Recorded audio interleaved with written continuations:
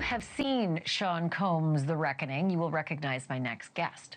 Derrick Parker is a retired New York City police detective who led an NYPD task force focusing on crime in the city's hip-hop and rap scene. He also was the officer who took Diddy into custody after that 1999 shooting with J-Lo at Club New York.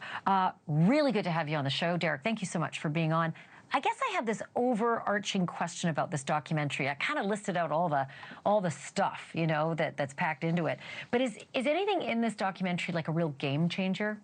Well, when I first saw it, I looked at the footage that was in the hotel where he was staying, how he captured the last 6 days before he was supposed to be arrested by the feds, that he went out and talked to his lawyers, he was on a bicycle, he really traveled about the city. That was a little shocking to me. That was just one thing that was shocking to me. And then there was the statement from Keffe D again that I knew about, that Keffe D said about the actual murder of Tupac that happened in Las Vegas.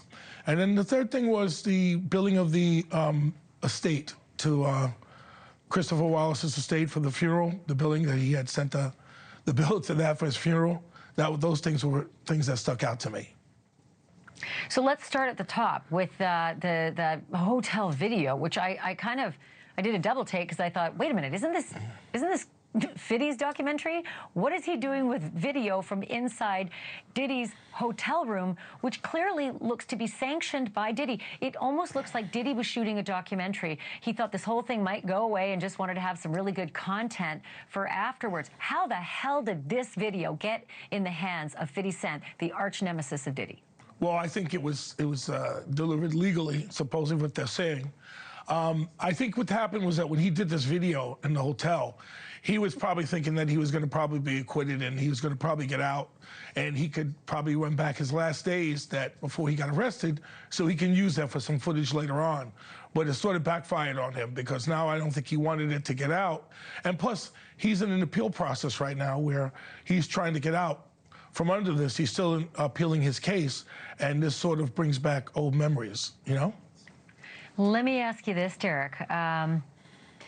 Somebody real close to Diddy was holding that camera because Diddy didn't have people in his inner circle, in his hotel room, saying things like this unless they were close to him. And yet, whoever owns that copyright, whoever had their hands on that video, did him dirty, you know, and gave it to his enemy. Why and how do you think that happened? Well, I think the person that probably did the video footage wanted to get some recognition for having that type of footage. And I think, I don't know if they signed a no-compete clause or an NDA, but that person turned that over apparently, and it went to 50 for the documentary, which he used.